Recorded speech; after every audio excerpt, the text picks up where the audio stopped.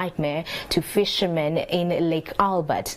Now, a new water weed believed to have devastating effects on water bodies is threatening the fishing industry, and this is according to a story we carried yesterday, like I said, in the Daily Monitor. The livelihoods of about 10,000 residents of Ntoroko district who depend on fishing has been affected following the invasion of water hyacinth on Lake Albert.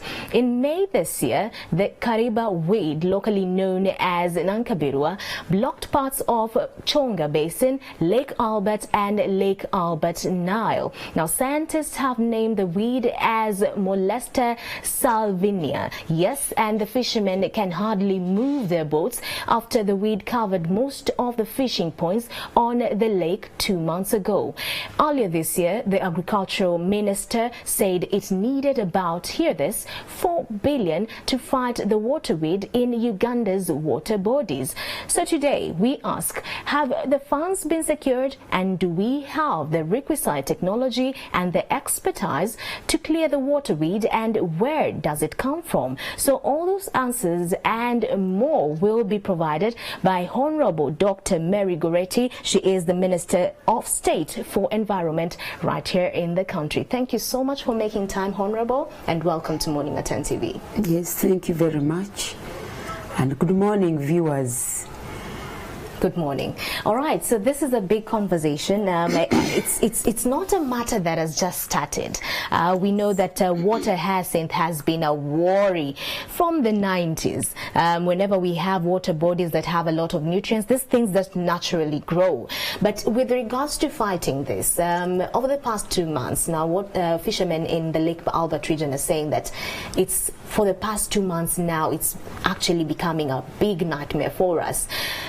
Where do we borrow this in terms of getting a history to this, and why are we not in a position to just avert this and ensure that these fishermen don't lose on their day-to-day income?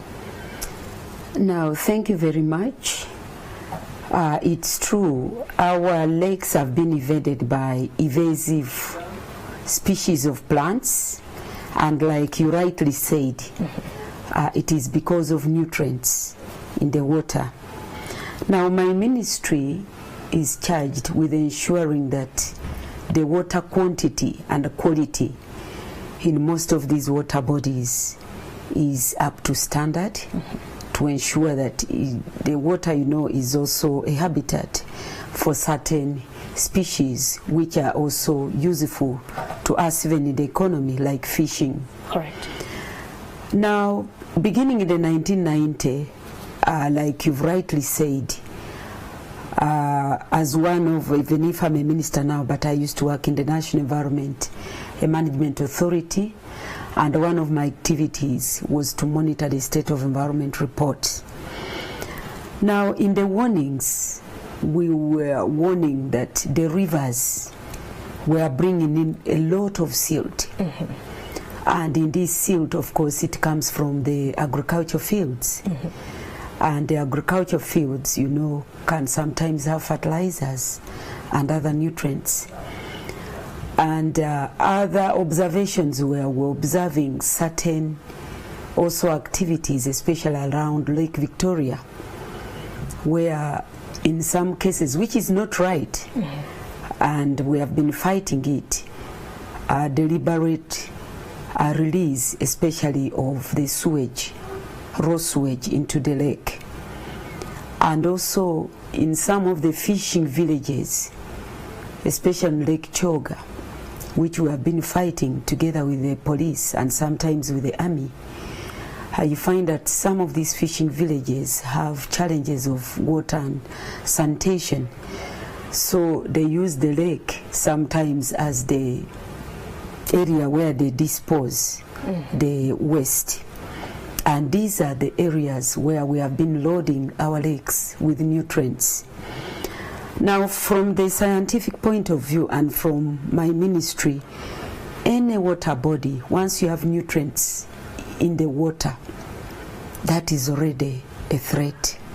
So water should be clear and clean, and it performs its services as can be used for drinking, right, and it can also be a habitat for other biodiversity like fishing, which is a good honor to our GDP now. All right. So, Honorable, as you're saying, what we're seeing right now is as a result of human activity. Yes. Yeah. But what are we doing to ensure that we avert that and maybe sensitize the communities living around there? Because as much as, you know, the agricultural minister was saying that we need 4 billion, you know, to clear out this water hyacinth, if we don't sensitize the communities, we might get this 4 billion, clear out the water hyacinth, but if the human activity doesn't change, this stuff will still grow again. Yes. Now, of course, this activity, we do it together with the Ministry of Agriculture.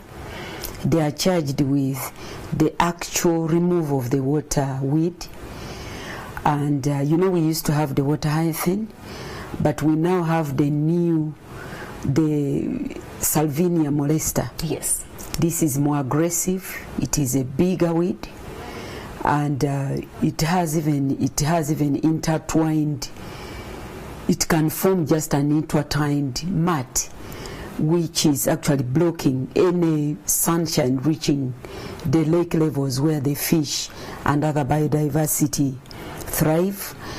It is hampering transport, so it is more aggressive. Actually, it is the bigger threat. And this weed, its origin is traced from Brazil, and we don't know how it was actually, another name is Kariba, because in Africa it was first detected in the Lake Kariba. And you know, naturally, I don't know how it is moved into other bodies.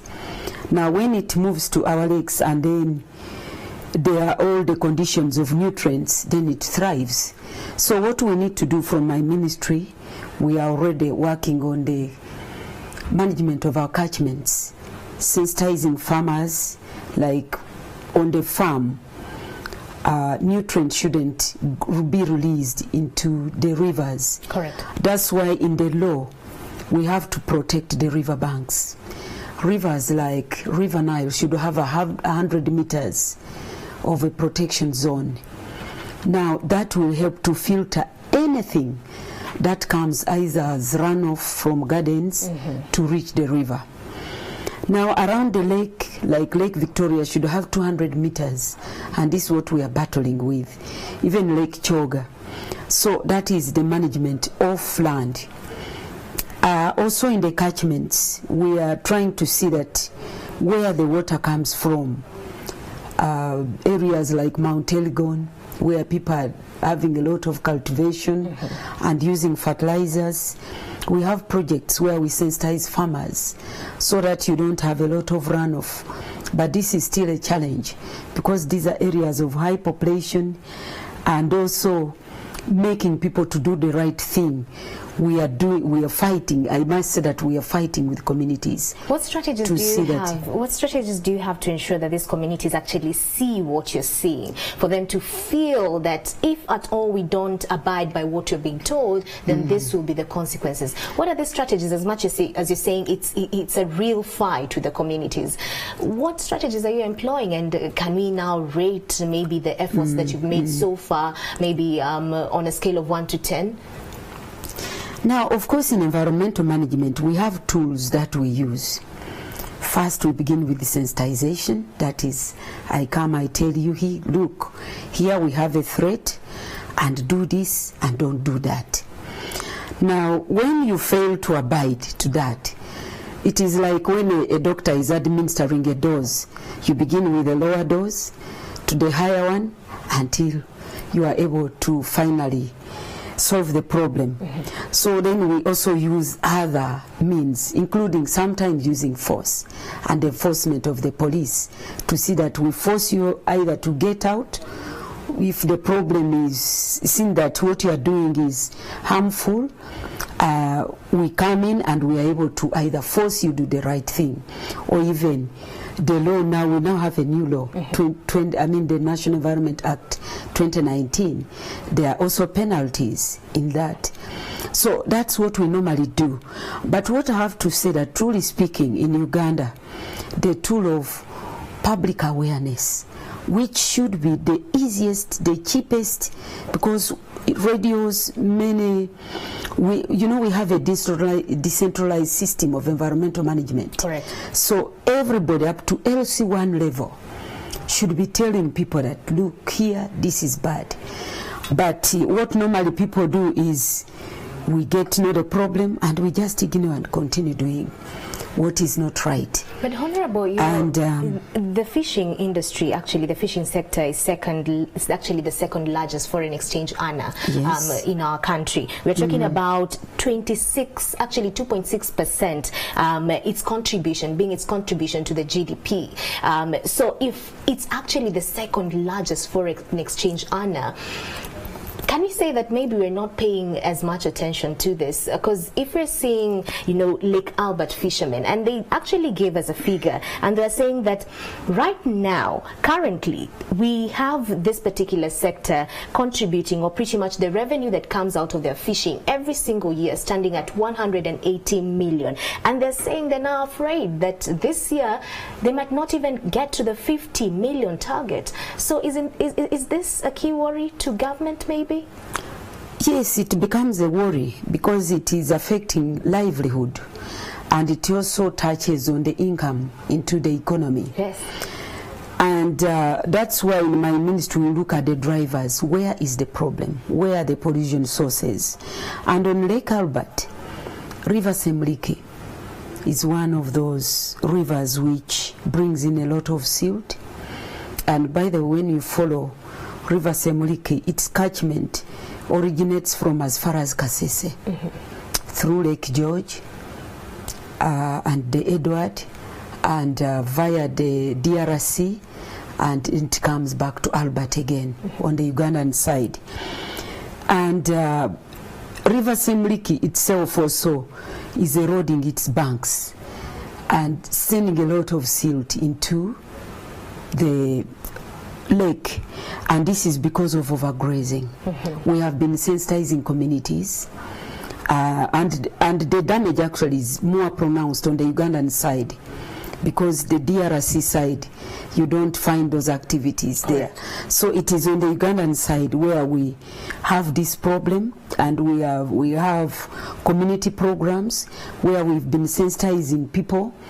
But you see, when something has already been created, it takes a while for it to recover. So if we stop the bad practices and we don't load the lakes with nutrients, finally the nutrients that are there will be washed away. All right. And then the system recovers. But that needs a lot of enforcement, and that's why my appeal, sometimes when you find the police doing its work, many times, especially from the legislation, you find people saying, no, you are harassing the Wananchi. Yes. But they should also know that the same Wananchi now are the ones saying our livelihood is threatened. Yes. So we need that balance, that yes, sometimes even the Constitution allows us to use some minimal force to correct something. Honorable, when we fail to do whatever. Over and above just using force, and we'll get into the penalties that you mentioned earlier on, just stipulating those so we can get to understand. Of course, it's been a conversation. Even with corruption, we are saying that if people know the penalties, then they will shun away from doing such things. But we know that the root cause is human activity. Yes. Then over and above just using force and sensitizing the masses, are we giving them alternatives? Because the human activities as a result of what they engage themselves in to get to a certain goal, which is just generating income, so to speak. So as we're sensitizing them, are we giving them alternatives that, hey, this is not working because of ABC, but you can turn to this that is equally as effective and as good? Yes, we give them alternatives, and some of the activities can be avoided. Like you go into a lake, you are washing, and you are using soap. There you are loading nutrients into the lake. Yet you can go and wash somewhere else. Two, those same fishermen, when you go to the landing sites, after cleaning the fish, the same water is poured back in the lake. So this can be avoided because those are the same things, the same activities, which for them they don't see are harmful to the lake, are those simple activities which you keep on loading into the lake. I mentioned that sanitation. That's why some of the landing sites, we've given them proper sanitation facilities like the toilets, because people go directly into the lake and do their business there. There you are also loading the lake with the same. Now, like on Lake Kyoga, we have the floating islands, the SADs. And I remember even since time when I was in enforcement in government, there are communities, you know, these floating SADs break off. These are pieces of landmass which break off along the Nile River and then float on their way, and you find them floating in the lake. But then you find people settled on it with families. And what they do, one dangerous activity which we would fight was they load bags with sand and soil to anchor this to the ground so that this SAD keeps there for some time. And they rest on it. And of course the police and the army have been fighting this. But these are some of the practices which have been actually endangering the lake, because you are now carrying sand from the soil which could be having other nutrients. You load it into the lake, you are hanging on this landmass, and sometimes some of these people who hang there, when the police actually, they would say there are people there either looking for those who have done, maybe have bad habits, or they are criminals who are being hunted. They are hanging on these islands. And so that is the threat which we saw on Lake Kyoga. And these activities, of course, we don't know how this Kariba weed reached the lakes. I think it started from Kyoga. And now I've even seen the water hyacinth, even in some of the islands, I mean some of the wetlands, which used not to be there. Yes, and we all see this. Exactly. And why it is now thriving in the wetlands, because I think I've seen it in the Busoga region, because the use of fertilizers in the rice growing also, you are loading nutrients into the wetlands. But Honorable, so what could be the solution? We know that when it comes to agriculture is another key sector. Exactly. And now it's changing. Farmers are no longer patient enough to use the natural methods of ensuring that the soils are actually fertile and they yield, you know, better produce, so to speak. So fertilizer has become the norm of the day. So what then is the solution? Because we know, so they use fertilizer, then it comes to a rainy season, these waters are just taken down to, you know, the water catchment areas and also to the lakes. So what could be the solution over and above ensuring that we have, you know, the riverbank protection kind of margin, so to speak? Now, we have started on a program where we are working with communities now in 23 districts. And this funding came from the Green Climate Financing. And what we are doing is we sensitize communities to do good practices in the wetlands, and in sort of a reward we give them something better to do. So if you go to Palisa, the Limoto wetland has now been restored, and we are promoting fish farming along the edge. You don't go in the interior of the wetland, so you leave the wetland to do its to perform its function. But then at the periphery, you are giving a livelihood to the community.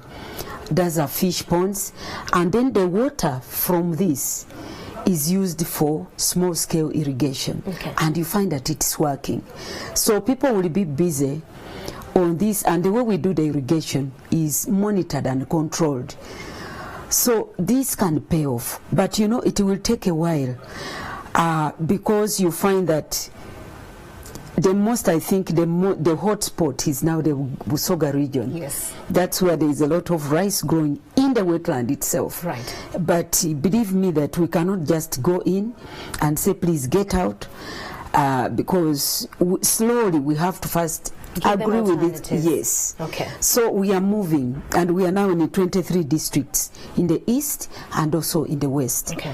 And I think at an appropriate time, we shall be able to share the results. But we see it's paying off, because you now see, by the way, you find a farmer who has been growing rice for 40 years and is still poor as he was 40 years ago.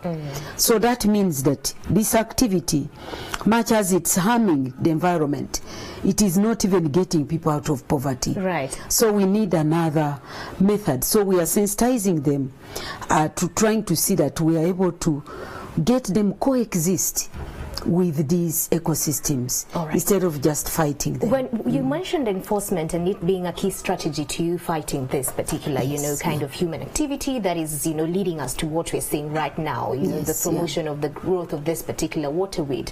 So the penalties that you mentioned earlier on, are you in a position to stipulate them and maybe outline them for us? Critical, because you do have people who are watching this morning, and we always say that once someone knows that these are the penalties, then they will do as much as they can to shun away from some of these activities. So what are the penalties? Now, in the new law which we have just released, first of all, now the minister has powers to declare an area specially protected. And as one of the first activities we want to do is, we are now mapping out, because we've directed NEMA as ministers to map out wetlands which are still intact. Like if you drove along Masaka Road, you will find systems which are still intact, like when God created them. Now those are the ones that we are going to zone out in the law and have instruments tabled in Parliament for them to be protected. So now when you go in, there is a penalty in terms of you paying cash, depending on what the magistrate, but in the law, what we normally do, we normally just give the limit. Yes. That this is the highest amount of and all this number of years in prison. What's the limit? What are we looking at? Well, I cannot really whatever, but some of the penalties now go up to 5 years in prison and paying almost a maximum of up to 10 million. Now the same thing is now in the climate change bill, which has just been passed by Cabinet and is now going to Parliament. Okay. So we have also tightened into that, because the previous law, whereas we had penalties, but there were also some other ways where you wouldn't, like the minister was not really empowered. More powers were given to the regulatory team, but the political team did not have. So it was all upon the minister. You could give directives and they could heed, or if they don't heed, as a minister you didn't have those powers. But in the new law, the political side, we have the powers to now enforce. Okay. Now also, they are also under the wetlands. The law, and this is what I want Ugandans to take note. The law does not say don't go there, but the law says go there, but you should be guided on what to do. And that's why I want to caution Ugandans that if you go in an area which we've said this is a fragile area, so if for you to go and do anything there, you should have a permit, and that permit stipulates do this, don't do that. So many times you find people saying, why is this one there? Yes. And why is this one not there? And mostly the rural communities, those just walking without any regulation, they say, but why have you allowed this one there? And someone once said, and we were having this conversation, and I'm actually happy that you pointed out to the climate bill that is now sitting on the floor of Parliament. These permits, there's someone who once said that it's them that have the permits that actually are the key perpetrators to some of these ills. So with regards to just giving off permits, do we also monitor them that have the permits in what they do and the activities they carry out in some of this? For example, now we're talking about the wetlands. Do we go that step ahead to do that? Yes, the permits, when we give, we monitor them. And if we find that we are not complying, we cancel them, and we can give you evidence of permits which we have cancelled. Over and above cancelling, are there penalties? Yes, you cancel, and we have gone to court and even won cases. And when we win cases, you pay. And this money is paid in the Environment Fund. You can even consult Bank of Uganda. You will see NEMA generates almost around 15 billion in penalties into Bank of Uganda, trying to get these people who do bad things to pay so that we're able to correct. But also in the law, when you go into a wetland, we shall not just say that go there and do this. What we normally do is we put what you are going, like you can bring a proposal. I can give an example of the rice growing in Luera. And what I have to say is Luera initially was not a wetland. It is just a floodplain. But the construction of the dam at Jinja in 1954, and then also when the rains of 1962 up to 64, I don't know whether you were born by then, but I think I was born in 1962. But we are told those rains, especially in Luera, the flooding at Lake Victoria entered 3 kilometers, and so the whole of Luera, which was people's land, was flooded. Correct. And this was land where people had titles, those old Milo land titles. So at this time, a new emerging issue which was not there has now been created. That's why, because these people already had titles, we now regulate them. So what is going on in Luera is regulated by government. By government. Okay. Both Ministry of Agriculture and us Ministry of Water and Environment. All right. And we monitor, and we have actually no net loss in water. So whoever is worried about Luera should not get worried. Because what we are doing, we've created employment for 4,000 Ugandans. And rice growing is contributing to food into the economy. Correct. So what is being done there, please, they should come and get the right information. All right. We have other threats somewhere else, but not in Luera. Speaking of threats, you've just touched on the penalties with regards to the water, kind of catchment areas and the wetlands. Yes. How about this lake regions and other water catchment areas, where now we're having our eyes on and the worry is at large? So what are these penalties that you're looking at, especially with regards to human activity that promotes the growth of this waterweed?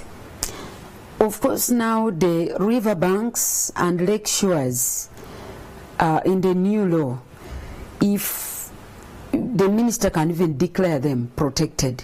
And once it is declared, an instrument is laid, then we shall go in force and ensure that that zone is protected for all Ugandans. So if you contravene and go there, there is a penalty, again, of not more than 5 years, because most of them were trying to give more years and a lot more money. You know, the old law, there was a penalty of 100,000, and people would just pay and walk free. Because 100,000, but if you have to pay like 5 million, you will feel the pinch. Correct. And then you are able not to do. That's what we're trying to do. And sometimes, depending on the magistrate, you can be given both. You pay and then you still go to prison. But we are trying to see that this law bites. Okay. Yes, yeah. So for the sake of the viewer, can you outline to us what regions have been protected so far? We already actually been given the power to declare some areas protected. Do we have some that have already been declared protected, so to speak? So if we have anyone watching today, they can actually act as a voice to inform the rest. Yes, already Kalagala offset, that is on River Nile, is going to be declared. Is going to be declared. Yes, it is already declared. Cabinet has already passed it. I'm yet to prepare the instrument is actually prepared, and we are soon being before the floor of Parliament to declare it protected. And the next that we want to do are the big wetland system, Pologoma, and those along those which are still intact, so that we have those already protected. Now areas which are also like for the crested crane, where it nests, those are also areas we want to go in and have them protected. So once we protect, then we have the Environment Protection Force fully there. And now, if you go there, we now know that you can be penalized. Correct. But that was a weakness in the past law, where we wouldn't put that instrument. Once you have an instrument protecting that, then you can go in force and make sure that people don't go there. Do we have any protected areas around the Lake Albert region?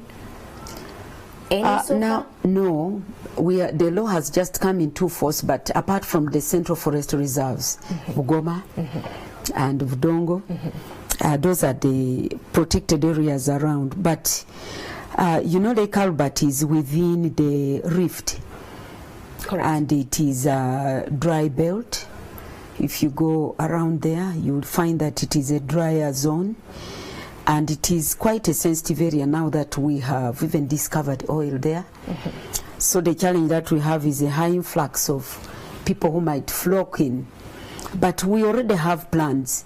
It is not that we are just seated. We already have, under the oil and gas, we have a plan for the whole Albertine region on how we are going to move to enforce. And we've already zoned out a baseline on areas which are sensitive and which have to be protected. And by the way, most of the wetlands in those areas have also not been encroached. So those are also the areas we want to declare as special protected areas. Some of them are already Ramsar sites, so we shall put an instrument on them to strengthen the protection. How long will this take? We've already started.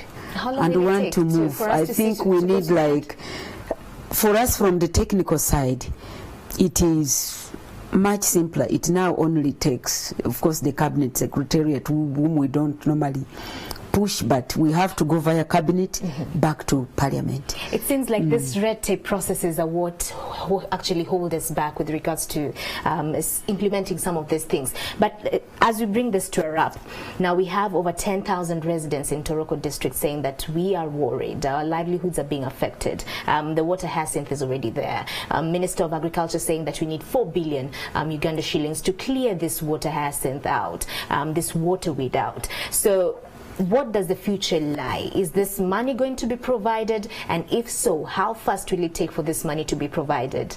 Well, I cannot speak for Minister of Agriculture, but what I know is once it is tabled in Cabinet, that money can be availed. So possibly what I'll do is to talk to my colleague to be able to, maybe even within his budget, he can be able to prioritize. Because for us from the environment side, we are doing our best to see that we protect, like I've already told you, the lake shores, the catchment areas, the river banks. And once we do that, then we should have put things in control for nutrient not to reach the rivers and the lakes. And then those systems can recover. Meanwhile, Minister of Agriculture needs that money to manually remove the weed now out. And once it is out, then we fight to see that nutrients don't go into the lake. Correct. And that will be your docket. Yes. But sometimes, like for River Kagera, actually the water hyacinth, Uganda worked very hard and we almost wiped out the water hyacinth in Lake Victoria.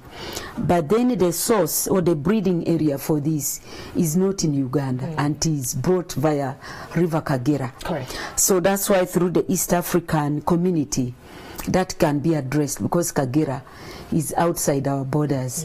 But still through the EAC, that can be handled through maybe addressing it in Burundi and and Rwanda. Okay. Thank you so much for coming in. At least now we have some answers to the questions that have been coming through, of course, from the Ugandans, the fishermen especially, who are saying that this year they actually don't see themselves hitting the 50 million target, of course, in terms of revenue generation coming from the fish farming, so to speak. Every year they get 180. That difference, 130 million, is a lot. lot, and it will cost the economy quite a bit. So thank you so much for coming in on board on the show this morning, offering some answers. And now we're looking to you after you are able to actually implement some of these strategies that you're talking about in terms of the protected areas. We'll have you back so you can get to explain the same. Yes, and also maybe my appeal to Ugandans is not to wait for us to force them, but even the fishermen, once you see that you now see a threat, and sensitization goes on, let them willingly stop doing the wrong things. Okay. And then things will become cheaper. All right. They need to be ambassadors. Okay, thank you. Okay, thank you so much. Honorable Dr. Mary Goretti, the Minister of State for Environment right here in the country. That's it. Bring your views. Share your views. Hashtag Morning at NTV is the place to be. You can also tag me directly at Malaki Vilodera across all the social media platforms. When I look at my time, it tells me that it's about 7:54 a.m. and so you need to know how the roads look like. And I do have Stephen Bide on standby. Good morning, Stephen. Good morning, Mala. Thank you. Indeed. Yes, I'm on the road here. This is Kawempe, and on my left is Mbogo Road. Mbogo Road is the road that goes off the Bombo Road and joins Tura side. And Tura side, from Tura side, then you are sure that you can be connecting to the other side of Mpererwe or connecting towards the Kalerwe roundabout. But here for the people coming from the rest of Matuga and the other side of Upper Kawempe side along this Bombo Road is